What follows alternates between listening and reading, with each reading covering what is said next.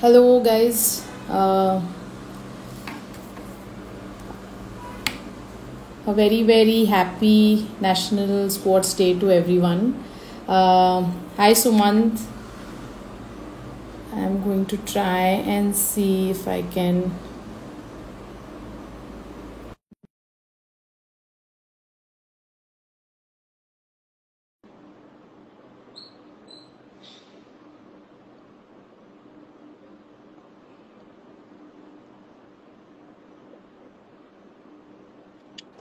Hi, Sumant. I hope you can hear me.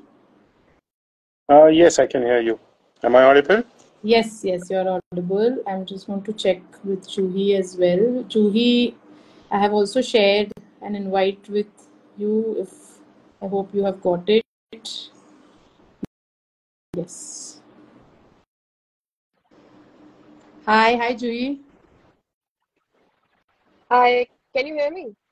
Yes, I can hear you, but thoda sa video is a little blur. So I'm hoping that the Oh, network piece is okay. okay. I think, yeah, I think my Wi-Fi might be a bit of a problem. But no, I think it's fine now. Yeah. ठीक है, awesome. Sumant, you're still there? We cannot see you if you have switched off your video. Yes, I'm definitely around. Okay, perfect. So, hello everyone, all the people who are here on our live today and who might watch this later. Hello and hi, and a very happy National Sports Day, like I started off with. सबको बहुत बहुत शुभकामनाएं अपने राष्ट्रीय खेल दिन के अवसर पर. आज हम यहाँ पे मिले हैं, so I'm going to keep it a mix of Hindi and English to just kind of make sure that we are kind of catering to everybody.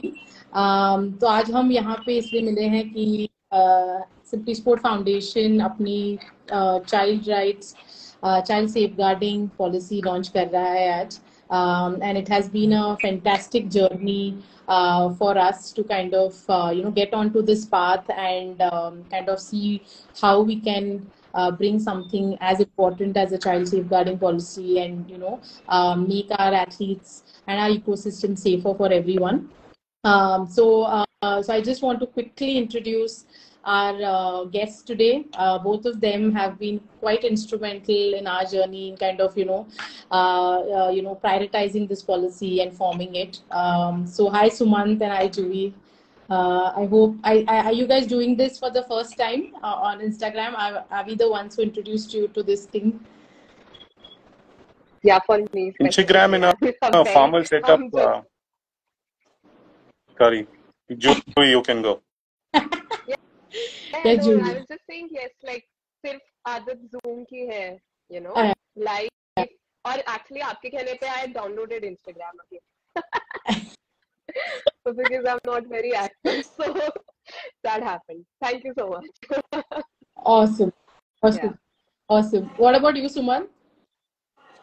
So I have had a chit chat with some influencers on live, joining and speaking on random topics, but not in a formal setup and not on such an important topic.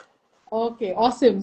So great. So we get a chance to kind of introduce you to the live audience and the live ways of doing things on Instagram. So I think it's great for us to be doing that.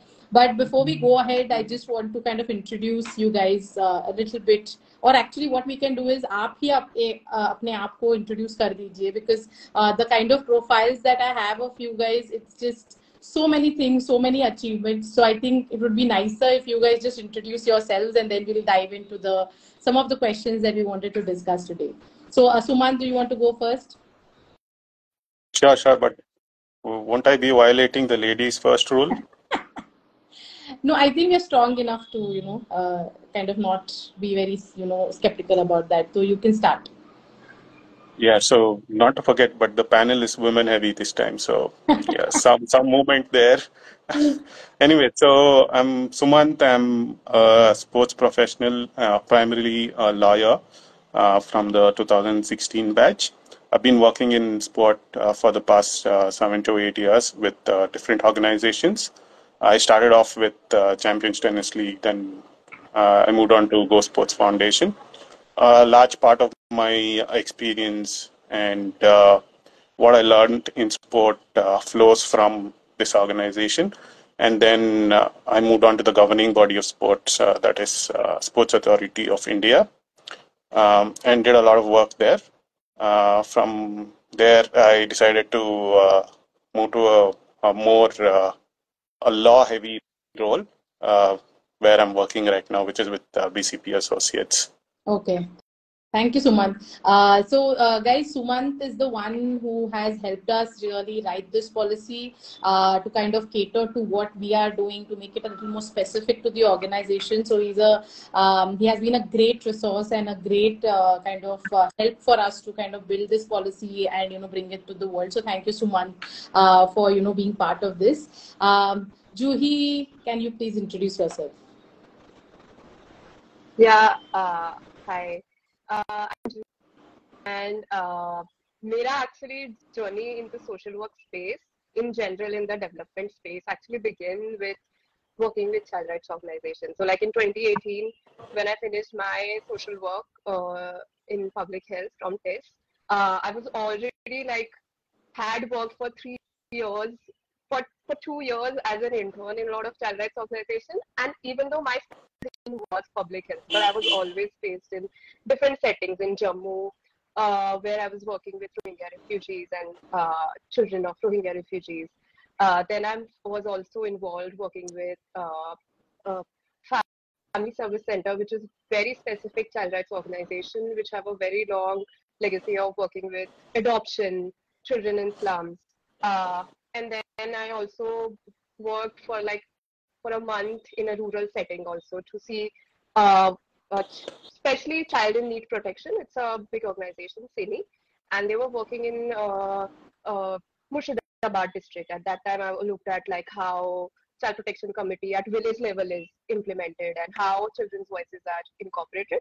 But after then, I continued on this different roles, and I ended up working with Young People's Initiative, which is a sport for development program, and it works with adolescent girls using sports, and that's where I actually spent 4 years working with that program,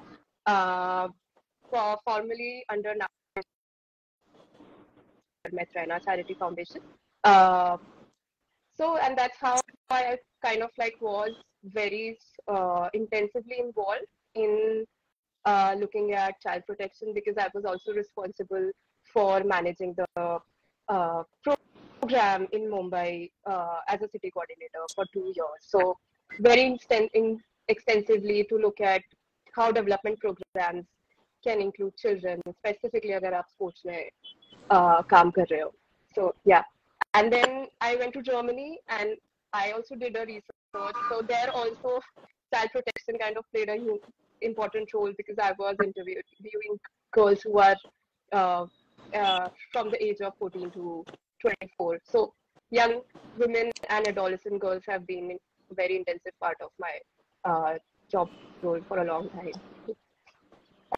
Awesome. So Juhi, just a quick request before we go ahead. There is some amount of disturbance. I mean, we are losing you in for some seconds in between. So if there is any place you think would have a more better internet connection, just try to kind of get to one if it's possible. There is some amount of lag, or your video is not that clear at some point. So just letting you know. So that we don't miss what you're saying going ahead. Okay, so perfect. So I think we'll just jump on to some of the questions that I had for you guys. I think we can start with Sumant, as Juhi kind of maybe hopefully gets into a network where things are a little more clear for us. Sumant, I think the is for you, right? Because you were part of building this policy for us. And my question is that, can you just share, some of your experience of building this policy for Simply Sport? Yeah. So when Darshan obviously reached out to me for drafting this policy, so I was excited to do this because I've been working with athletes for quite some time, and I've heard from them the issues that they face, and not only that, a lot of children around me, my nephew, my niece, right? They had expressed some concern, so I thought it was a good assignment to take up and do some research. And obviously, with your inputs and a lot of material that we studied, uh, I must say the experience of drafting this policy was significantly enriching, and it was a rewarding process because, like, when you read into these comprehensive, the thought process that has gone into this matter in different countries, it is surprising, and you'll often end up realizing that we are far behind and we are always catching up when matters like safety, especially with marginalized groups or like with children, when things like these come into the picture, right? Yeah. So talking about the policy, so the policy gives a comprehensive framework on safety, right? When we create a policy, the emphasis is more on how practical it can be and how easy it can be to implement, right? Rather than having heavy wording or jargons related to the matter. My main intention was it to have simple language and easily comprehensible by everyone or anyone who's trying to read, because a sport, as you know, is happens in a informal setting. There is no formal setup for sport, especially at grassroots, and especially in the area that SSF is trying to do some work, right? Yeah. And also, a lot of thought has gone into not providing a framework for safety, and also, but also to foster a culture of safety, right? Only if there is, when you find the need for safety, that culture develops, and only when that culture develops, like, and that conversation imbibes and people start talking about safety, and only when you do that, things like this come into the foray, and then you talk about this, you put practices in place, right? The policy that I drafted is tailored for the needs of a sporting organization, right? There are lots of material on generally on child safety, but how do you tailor it to the needs of an organization like SSF? Yeah. So doing that was something that I enjoyed, and we have clear roles and responsibilities for all stakeholders that are involved in safety, right? Yeah. Be it parents, be it administrative staff, be it coaches, volunteers, spectators. All of them have a responsibility. You can't have a single lane approach. Keep one set of people in mind while building a policy. So that was obviously kept, and it talks about regular training that is required, Yeah. right? Which creates some awareness around the subject. Right. And most importantly, what do you do? All these are preventive measures. What do you do, or how do you react when there is an issue on safety? This needs a redressal Yeah. mechanism. So we have obviously put in a robust redressal mechanism which captures how a complaint should be handled.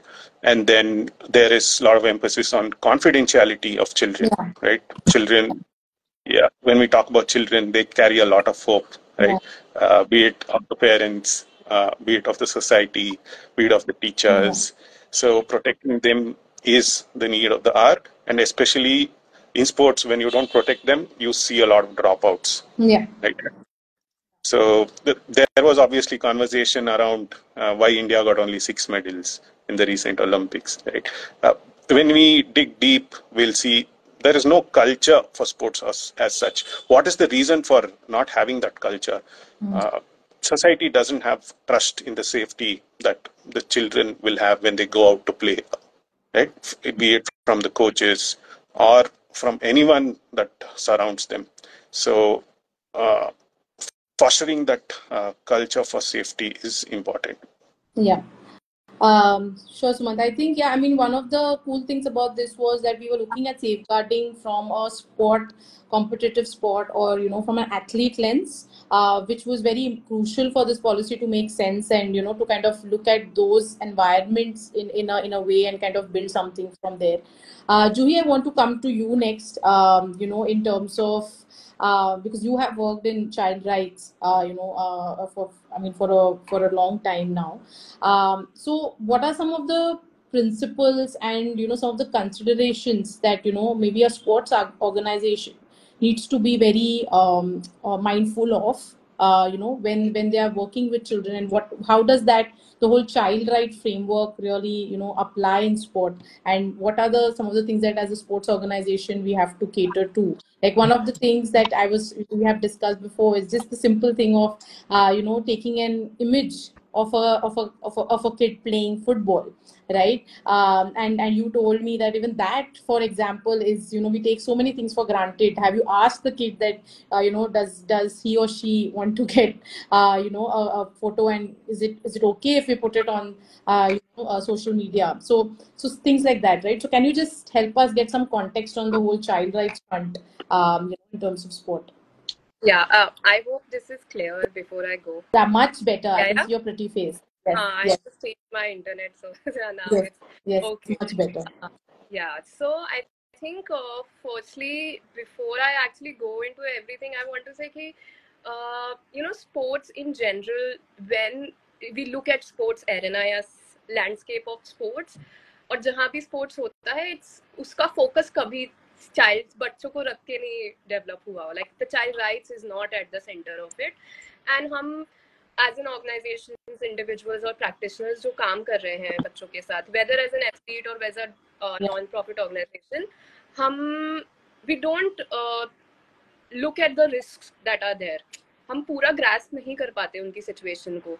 And one of the most important other things is that we don't discuss those things. Like, there's a lot of hush, such and around it, but we don't want to talk about, harms to children, different ways.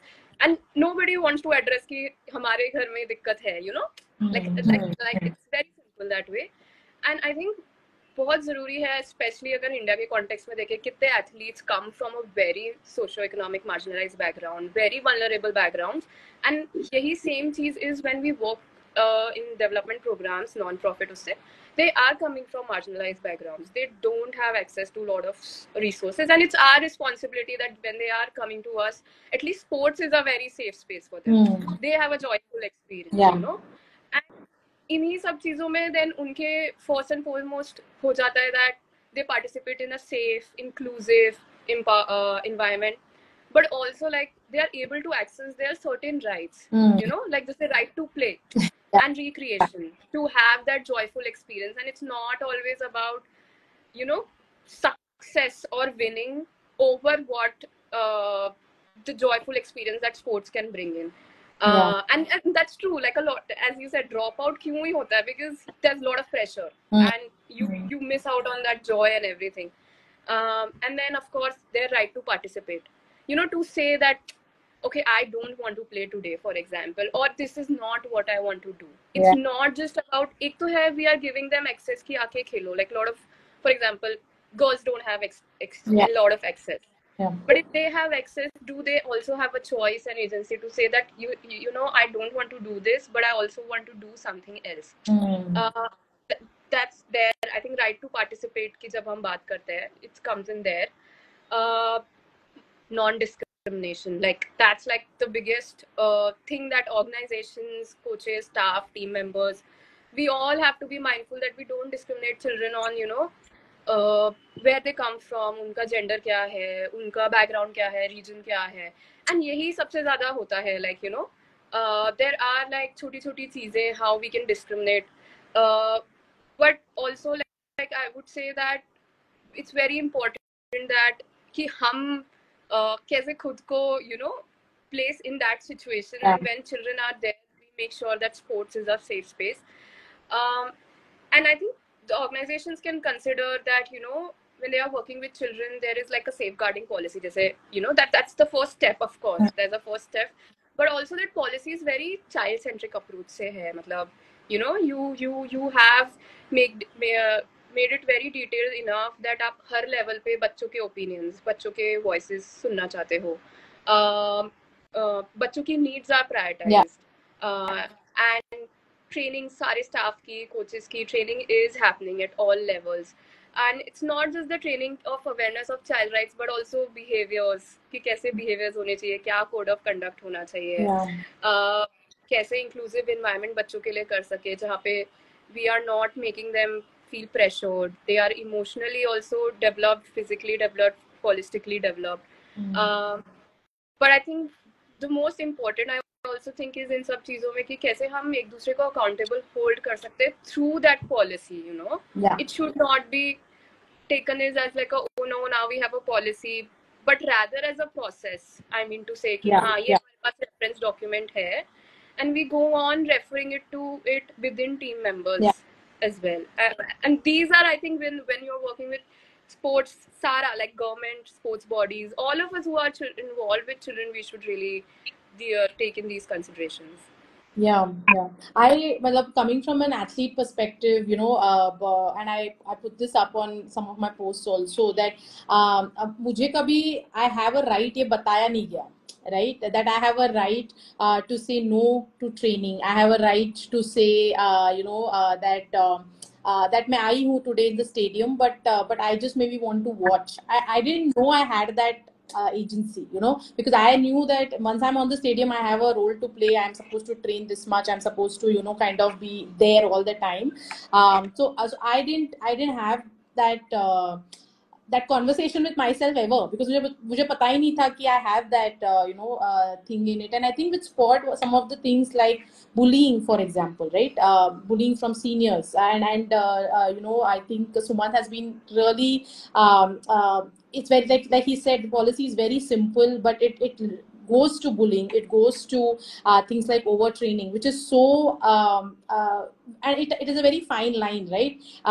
You know, when a senior is telling you कि आज 10 ही क्यों मारे 12 मारो, when does it become bullying, and when is it something that is positive, right? Similarly, when we look at things like you know, overtraining, you know, I know that a lot of our coaches kind of tell us today when we have our conversation with them कि यार आप लोगों को तो हमने कितना over train किया यार, जरूरत ही नहीं थी बैडमिंटन में इतना ट्रेनिंग करने की. And I know a lot of coaches feel that looking at how sports science has developed today, and you know how it's very specific to bodies and things like that. So I think, yeah, I mean, in sport there are certain things which are, you know, very, very critical to address, and hopefully our policy, which Sumant has been so, you know, thorough about, kind of addresses that. But thank you for, you know, kind of putting the child rights you know, kind of perspective here, because I think it's missing, and we don't take it as seriously, especially in competitive sport where करना ही है और होना ही चाहिए, and it's so pressurized, right? So I want to come back to you, Sumant. You know, in terms of you know, what are some of the key legal obligations, you know, that organization has when they have a policy like this? That is like, you know, kind of my question number one. And the second question is, because now we're starting with this journey, right? Iska implementation, yeah, when I get really scared in terms of taking this responsibility, because it seems like something which is extremely important to do, but uska implementation, you know, what are some of the challenges that are going to come our way when we look at implementation of this policy, right? So these are the two questions that I have for you, Sumant, and maybe we'll then go to Juhi as well on her experiences. Yeah, sure. So talking about key obligations, right?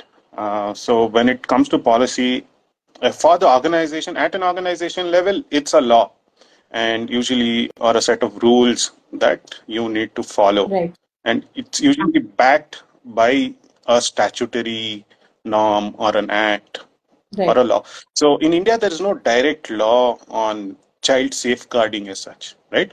Child safeguarding is a holistic process, but there are several other laws like which prevent them from sexual offenses or sexual harassment.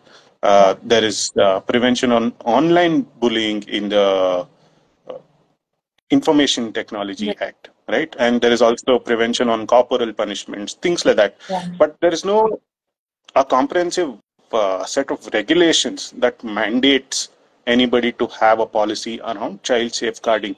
But having said that, there is a national child safeguarding policy, if I'm not wrong. So I've made some notes so that I don't miss on any points. So this National Child Protection Policy, right? This was rolled out by the Ministry of Women and Child Welfare sometime in the pre-COVID times, and then they invited some comments, and this policy, as such, mandates that all institutions and organizations should develop a child protection policy. So this is where an obligation can flow from. So this is an instruction given to a body or an institution to make sure that there is a policy in place. So I don't know if this is really implemented now or if it is in force, but it was definitely sent out for inviting comments, and this particular mandate was there in that. So without having a mandate, what is commendable is that SSF is envisioning the need for this, right? And you're trying to put something in action. And when you try to put something into action, there are obviously challenges, right? One is implementation. The biggest challenge for implementation is awareness, right? And like you said, you didn't know that you had a right, or you can voice out your opinion when it comes to how you can be trained, or just the courage to say no to things that you don't want to do, right? So this obviously comes from a culture of safety, and there's a lot of conversation now about psychological safety, right? Only when you put children in an environment where they can express themselves, they'll be able to voice out their opinions, right? So but that is not prevalent in our sporting culture, as you've seen, right? Instructions comes and you do it and you go home. Like, you are not hearing the other party here as such. So for implementation, awareness is a biggest aspect, right? And then how all the different stakeholders will perceive this policy, right? For parents or for the coaches. Coaches can see this as an additional burden, right? On why should I even do this? Is this required? I didn't sign up for this. And parents who are serious about this, I would say not more than 10% would come and have a conversation about this. Otherwise, they're like, the children are being engaged, so why add impediments to them being physically active? So speaking about this and creating awareness will make sure that the implementation process is easier, right? And a key indicator for you to see this, obviously, is to see if there are conversations happening around this. Makes sense. I think for for the audience, I think it would be nice if we can actually just maybe define what is safeguarding. I think, I mean, I know there's a lot, but I think, Juhi, if you can just help us understand ki when we say safeguarding exactly for a child or for an athlete in this context, what is it? Because like Sumant said, right, awareness about this is I mean, at least from from my experiences in sport, from the people that I interact with, right, there are of course some organizations that are very serious about it, and I really value that, but there are enough and more spaces, especially in sport, where we are looking at real professional, competitive, karna hai, jeetna hai kind of environments. This is not something that is taken very strongly. So can you just give us a quick brief on what is safeguarding exactly? Yeah. So I think safeguarding, बहुत simple terms में समझे तो, is basically preventive actions that we take in to protect children and minimize harm from them. So preventive, अब prevention actions हैं वो किसी भी चीज के लिए हो सकता है, like it could be an injury, like खेलते वक्त लग गया. It could be a neglect by a coach, and that could lead to what Suman ने बोला, that psychological harm हो सकता है. But also abuse जो कि बहुत common है and it goes very unnoticed because it happens in very different ways and forms. So safeguarding in general is how we are taking different measures and actions to prevent so that ये सब होए. So बहुत पीछे की मेहनत है and to really and I would also say that having a policy kind of puts everything out. It also gives you flexibility कि हाँ हम safeguarding में ये डाल सकते हैं.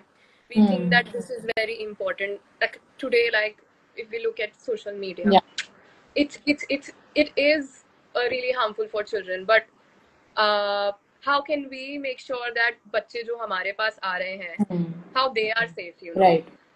So different ways to safeguard them, and how we can do it are also different ways to make sure that बच्चे are also aware, parents are aware, organizations are aware, but staff is aware, team is aware, doctor is aware, psychotherapist is aware, like everyone is aware, and it's everyone's duty as citizens in general, because we do have like POCSO Act in place for abuse and everything. So it's kind of policy, जो safeguarding policy की बात करते हैं, it's kind of an extension to what's there already legally as well, but also ensuring that we as fulfill our duties in general when we are working with children. Right. So इसमें Juhi, what I wanted to also kind of double down on was कि you spoke about education, right? Education to all parties involved, and so for example, if I look at SSF currently, right? So we work with partners, we work through partners, and kind of have partners running a lot of things on ground. Right, and we do workshops where we actually also are on ground, where we talk to athletes and things like that, right? So because I think like Sumant also said कि specifically for that organization हम कहाँ से किन लोगों से face off करते हैं, उनके साथ ही हम शायद ये कर सकते हैं. So for example, from my perspective, the partners are very important, because we have to make sure that they understand where we come from, what is okay, what is not okay, and things like that. But just generally for sport organizations, that are there currently working, how do you think can some processes be put in place wherein we can actually talk to the parent, talk to the athlete, talk to the coaches, what kind of things have you seen that happen, that you have seen have had some good effect in terms of practices? Yeah, I think first and foremost, तो मेरे experience में actually ऐसा रहा, especially when I was in Cine and then when I was working in Young People's Initiative, एक था was to have a policy, but also the organization to have a constant conversation around it. So like I remember, and few of my colleagues are also here, so on this live.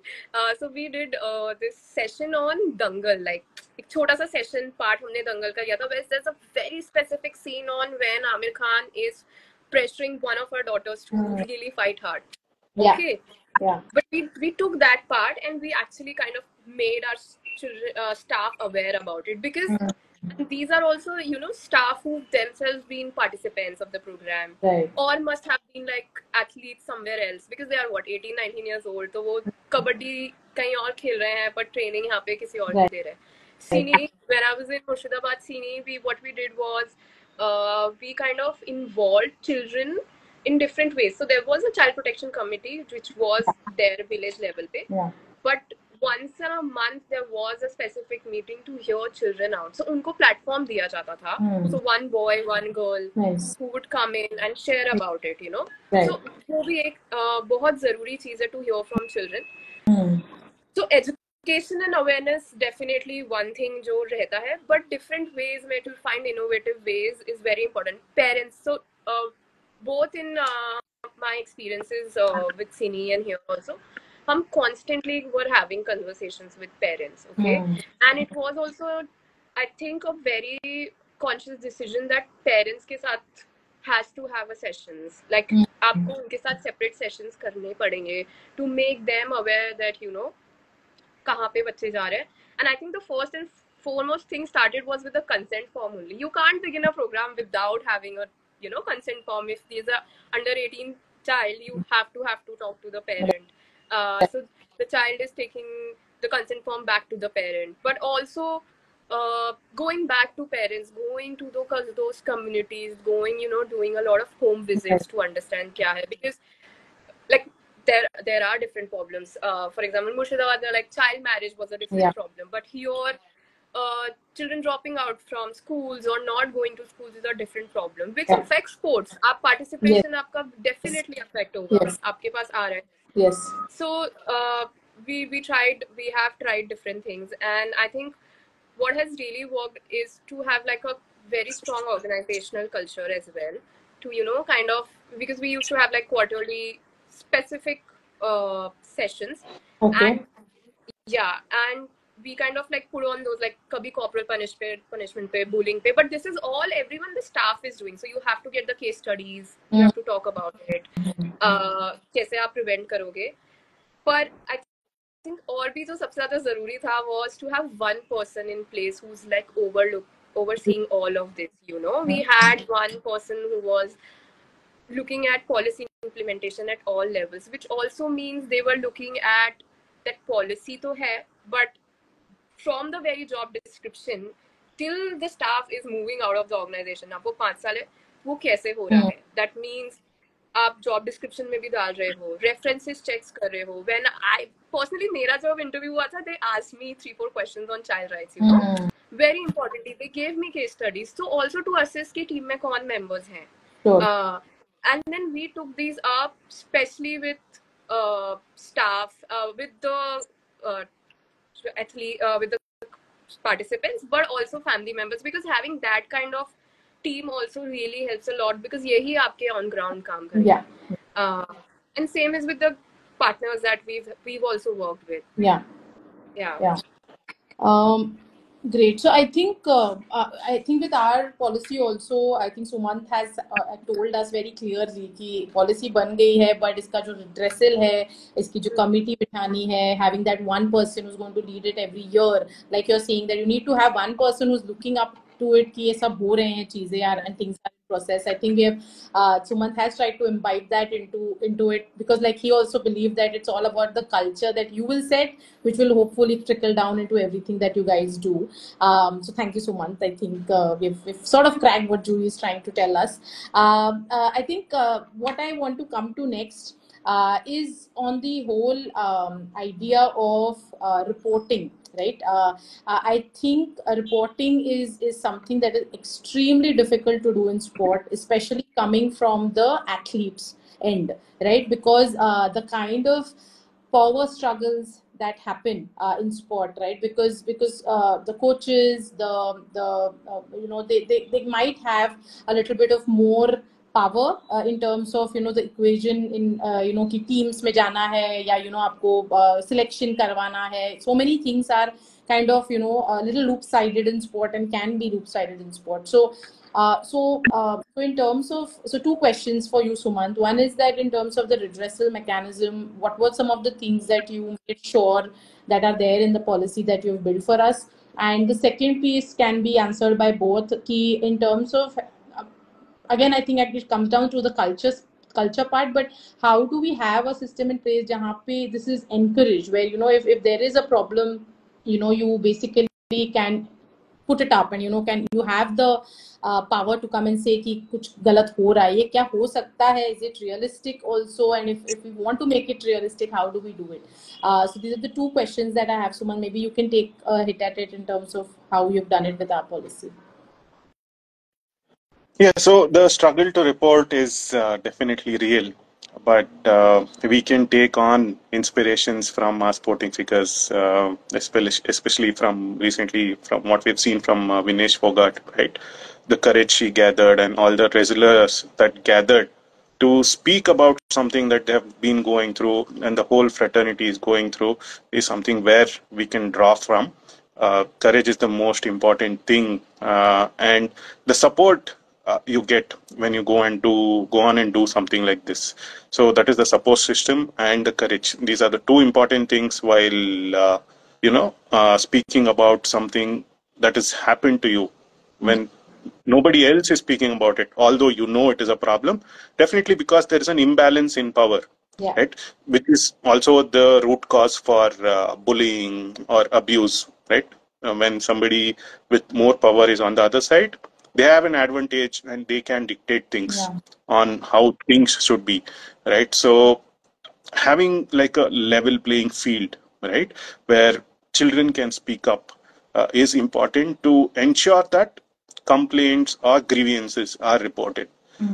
One of the things that I have observed, right, like when I'm doing POS training for organization, right, when I'm speaking about sexual harassment, so as soon as the training gets done, right, on the very same day, there is either one or two complaints that come up to the organization, right? So that can definitely be done by the safeguarding officer that we have thought of within the policy, right? Like safeguarding officer is the custodian of this policy. So this safeguarding officer can regularly speak to children, parents, and see if there is a problem. So put everyone together, speak about this subject, and definitely they'll wash out any problems that they're facing. This is also what we have tried to put in our policy, right? And when it comes to how reporting can be done, right, we have put in different kinds of mechanism for reporting. Definitely, there is the committee that is in place, which will have people from varying backgrounds, right? There'll be experts from the subject, someone like Juhi, who is seen this at the ground level and knows the problem of what the children are facing. So somebody like that, a legal expert, somebody from within the organization, right? And if there is a mix of people, you get the perspectives and usually the decisions are right. So it starts with the committee, and then how does someone report when they are facing an issue, right? The easiest thing to do is come and speak to someone who they trust in. So having someone in the organization who they trust is like the most important aspect.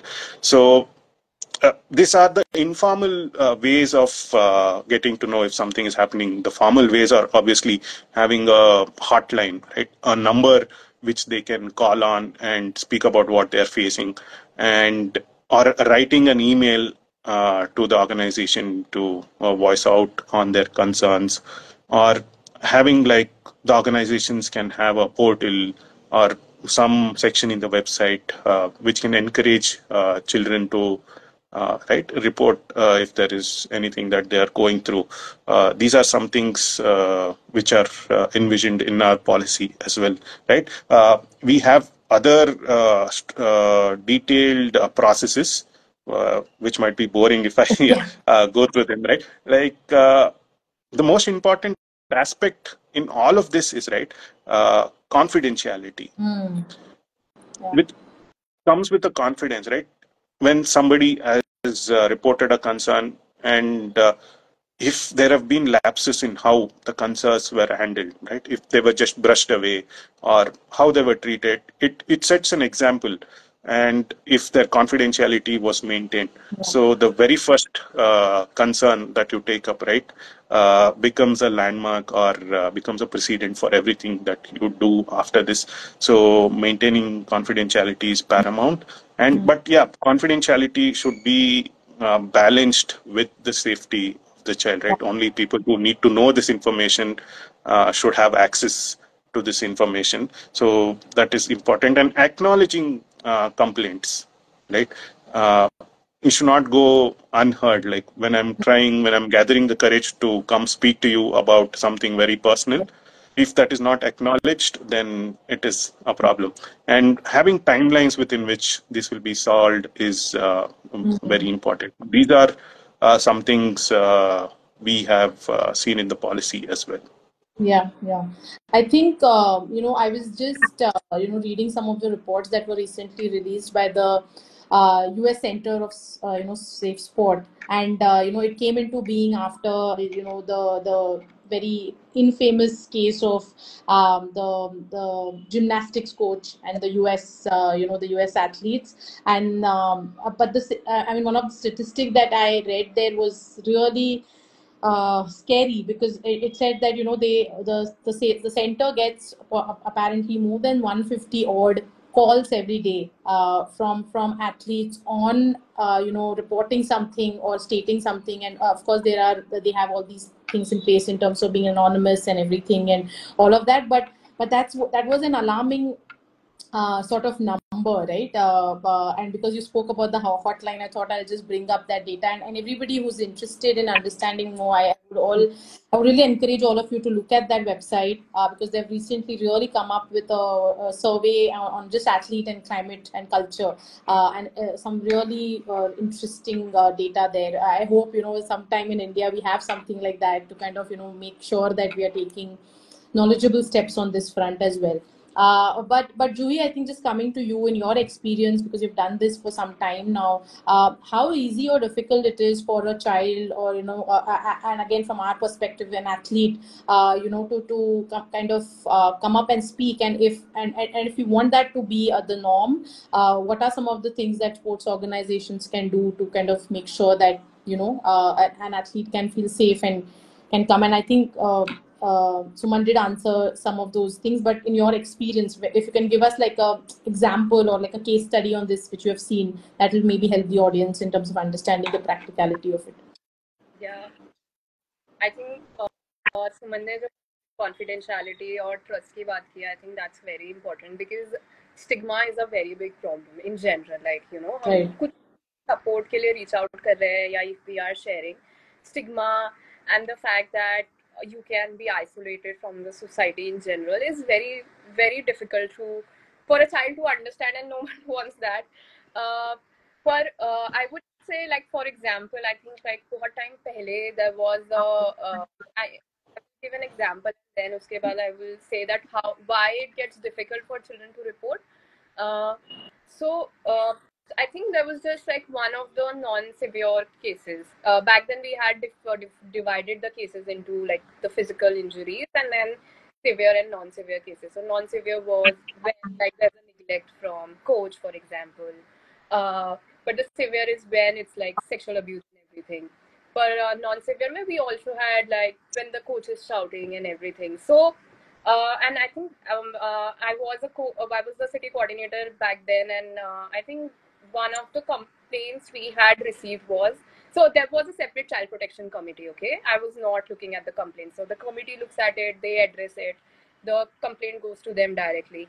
So one of the cases I remember was that the coach has shouted on the child, but the very good thing is that the child actually reported it, and didn't see it as a that ki, मेरे को नहीं report करना चाहिए, but actually your coach has shouted on me. And I think that was a very big step in the organization, just to say, okay, like we have to work with our team again and again. But the reporting that happened was from very on ground.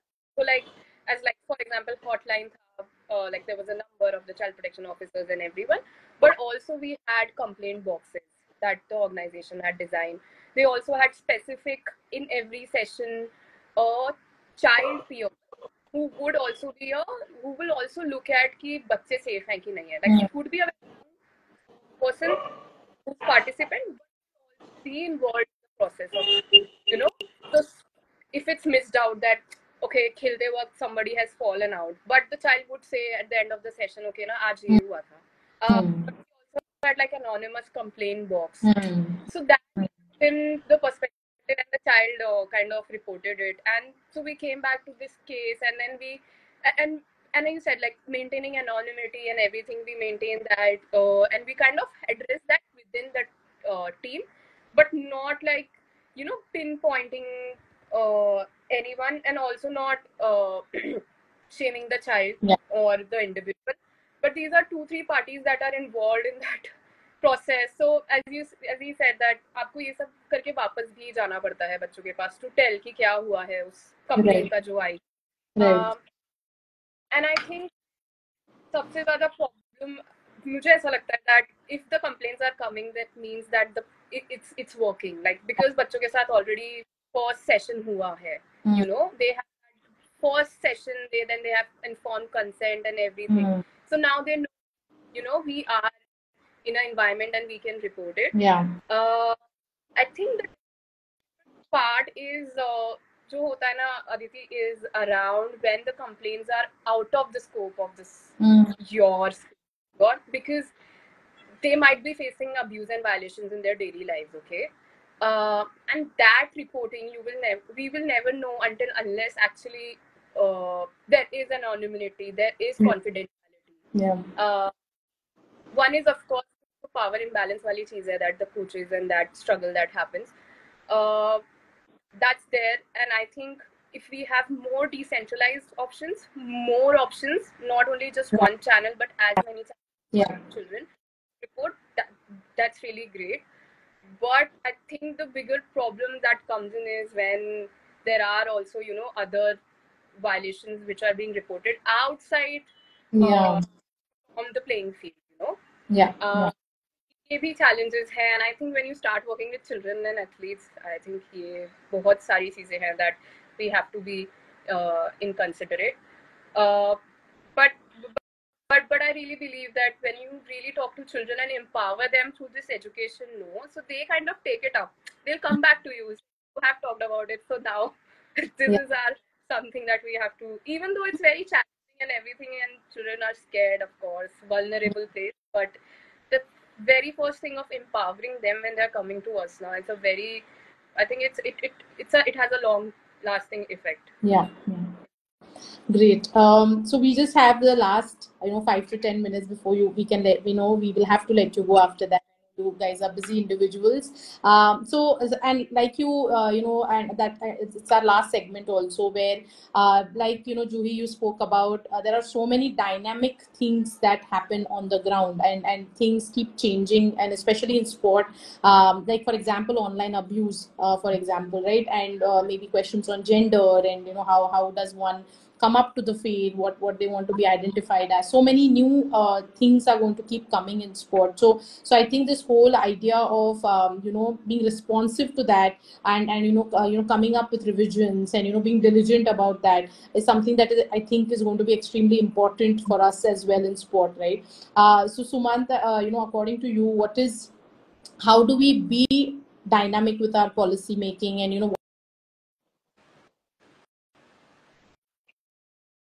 terms of making sure that we're relevant and that the policy is as dynamic as sport is?